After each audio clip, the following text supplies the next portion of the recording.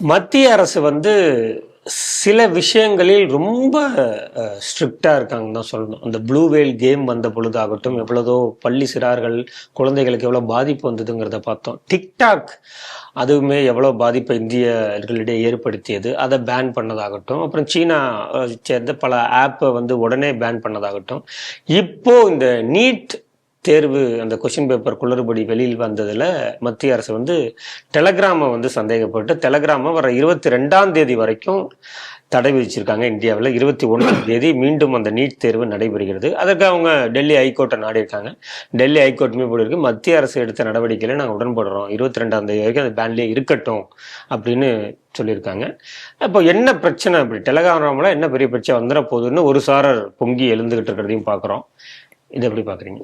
நீங்கள் சொன்ன மாதிரி கடந்த மே 3ஆம் தேதி இளநிலை நீட் தேர்வு நடந்தது. அப்போ வந்து பேப்பர் லீக் ஆகிடுச்சு, வினாத்தாள் லீக் ஆகிடுச்சு அப்படின்னு சொல்லி நிறுத்தி வைக்கப்பட்டது. இப்போ மறு தேர்வு தான் நீங்கள் சொல்கிறது மாதிரி வரும் 21ஆம் தேதி நடக்குது. ஸோ 22ஆம் தேதி வரைக்கும் டெலிகிராமுக்கு ஏன்னா ஒரு வதந்தி கிளம்பியது, நிறைய வினாத்தாள்கள் இதெல்லாம் தான் கொஸ்டின் அப்படின்னு சொல்லி டெலிகிராமில் பரப்பப்படுவதாகவும், அதற்கு மிடில் மேன் மூலமாக 25,000 எவ்வளோ லட்சம் வரைக்கும்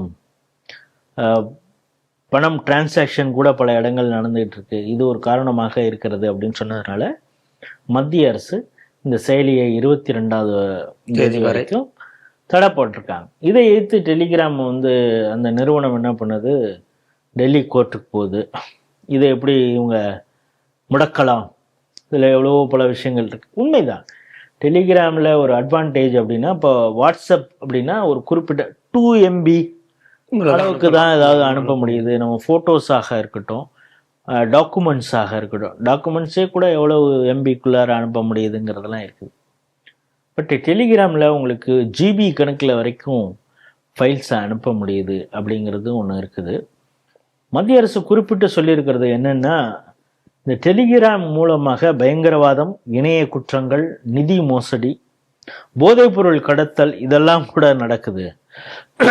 எங்களுக்கு அந்த முக்கியமான என் டு என் என்கிரிப்ஷன் சொல்லுவாங்க இந்த வாட்ஸ்அப்லலாம்.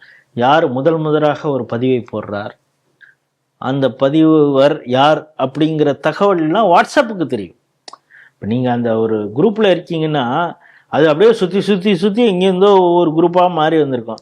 ஃபஸ்ட்டு யார் போட்டாங்கங்கிறது உங்களால் வேணால் கண்டுபிடிக்காமல் இருக்கலாம், வாட்ஸ்அப்புக்கு தெரியும். ஸோ இதெல்லாம் கண்டுபிடிப்பதற்காக அப்பொழுதே மத்திய அரசு என்ன சொல்றது, ஒரு நோடல் ஆஃபீஸ்னு ஒன்று, வாட்ஸ்அப்பு அப்பாட்டக்கர் நீ வச்சுருக்கிற, யூஎஸில் வச்சுருக்கிற இன்ஸ்டாகிராமு, மெட்டா எல்லாமே ஒவ்வொரு கம்பெனி எல்லாம் ஒன்று நீங்கள் வாங்கிடுறீங்க. அடுத்தடுத்து நீங்கள் ஒரு கம்பெனியாக அமெரிக்காவில் இருக்கீங்க. இப்போ இங்கே நாங்கள் உங்களுக்கு வாட்ஸ்அப்பில் ஒரு இஷ்யூ வருது, இதை நான் யாருக்கு போய் அட்ரஸ் பண்ணுறது, நோடல் ஆஃபீஸ் எங்கே, நோடல் ஆஃபீஸர் யார், யாரிடம் நாங்கள் முறையிடணும், இந்த பிரச்சனை இருக்குது, இதை நாங்கள் சரி செய்யணும் அப்படின்னு கேட்டால் இந்த ஆஃபீஸரை போய் பார்க்குறோம். இல்லை நீங்கள் எல்லாமே யூஎஸ் தான், அதுதான், அது செல்லுபடியாகாதுன்னு வாட்ஸ்அப்புக்கு, ட்விட்டருக்கு இதெல்லாம் மத்திய அரசு அப்பொழுதே இது பண்ணது. ஆரம்பத்தில் முரண்டு பிடித்த வாட்ஸ்அப்பு, ட்விட்டர்லாம் கடைசியில் வழிக்கு வந்தது அப்படிங்கிறத பார்க்குறோம். இப்படி வாட்ஸ்அப்புகள் இவங்கெல்லாம் வழிக்கு வரமாட்டேங்கிறாங்க அப்படிங்கிறதுனால தான் அது தடை செய்ய போய் நேபாளத்தில் மிகப்பெரிய பிரச்சனையானது. சோஷியல் மீடியா, ஃபேஸ்புக்லேருந்து எல்லாம் அந்த பிரச்சனை அப்படிங்கிறது.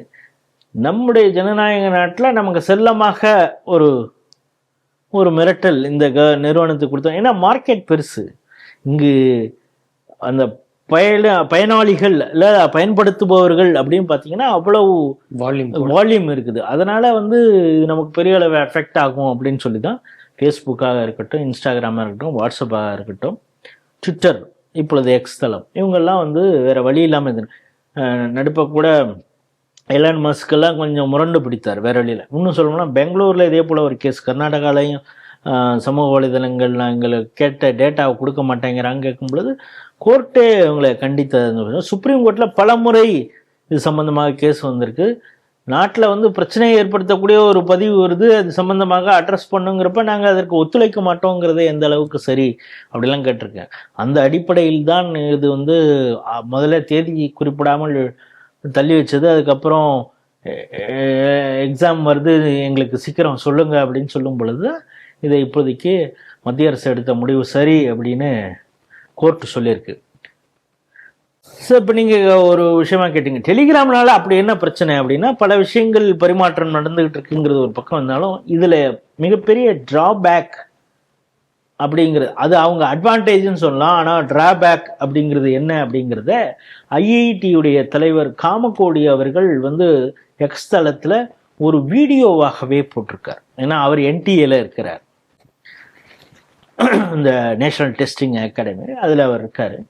இதில் என்ன அப்படின்னு அவங்க சொல்கிறாங்கன்னா, அவர் வந்து ஒரு லைவாக ஒரு டெமோவே பண்ணி காட்டுறாரு. இப்போ ஃபார் எக்ஸாம்பிள் நீங்கள் எனக்கு ஒரு வாட்ஸ்அப் நீங்கள் அனுப்புகிறீங்க, ராஜேஷ்க்கு ஒரு டக்குன்னு பண்ணி ஃபைல் பண்ணிக்கிங்க, ஒரு ஃபைலோ ஏதோ ஒன்று அனுப்புகிறீங்க.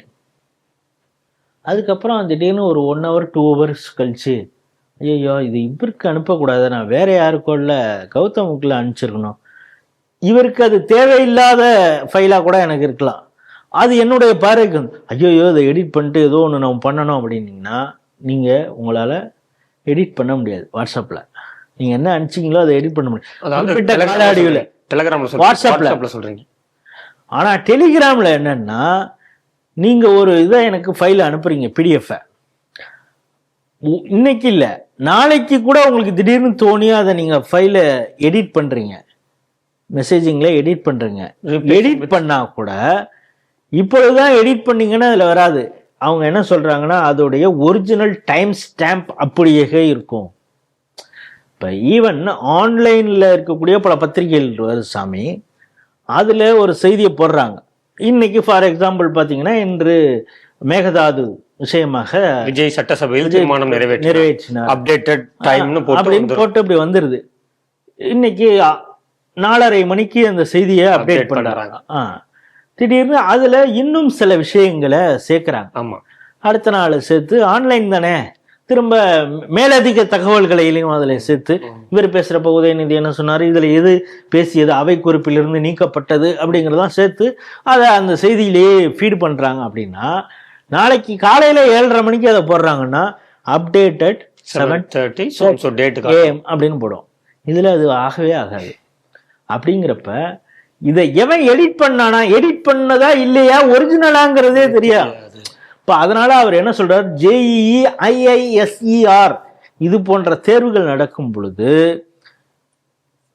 ஒரு குற்றச்சாட்டு உங்க மேல சொல்றதுக்கு கூட அவன் வேணும்னே எடிட் பண்ணி சொல்ல, பாருங்க நான் இந்த ஃபைல் இந்த பேப்பர்லாம் பாருங்க அப்பயே எனக்கு கிடைச்சிருச்சு, நான் இதுக்கு வந்து 1.5 லட்சம் ரூபா செலவு பண்ணேன் அப்படின்னு.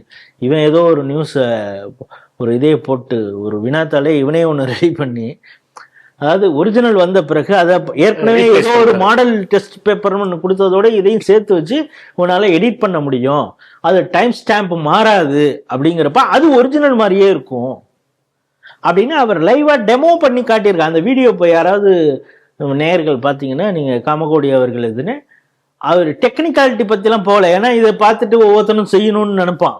அவர் எப்படி செய்யணுங்கிறதெல்லாம் சொல்ல, எப்படி செய்வதற்கான வாய்ப்பு இருக்கிறது அப்படின்னு ஒரு டெமோ பண்ணி காட்டிருக்காரு. அதனால இது வந்து மத்திய அரசு எடுத்த இந்த முடிவு பேன் அப் டு 22 30 வரைக்கும் எடிட்டிங் மெசேஜிங் பண்ண முடியாத அளவுக்கும் பண்ணி வச்சிருக்காங்க. எடிட்டிங் எதுவுமே பண்ண முடியாத அளவுக்கான ஒரு வேலையும் பண்ணி வச்சிருக்காங்க.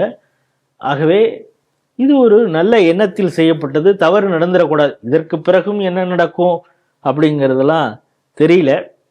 ஏன்னா பல பயங்கரவாத தகவல்களை டெலிகிராம் மூலம், வாட்ஸ்அப் மூலம் கண்டுபிடிச்சிடுறாங்கன்ட்டு டெலிகிராம் மூலமாக, இன்ஸ்டாகிராம் சேட் மூலமாக, ஆன்லைன் கேமிங் ஆப் மூலமாகலாம் பண்ணுறாங்கங்கிற பல செய்தி வருது.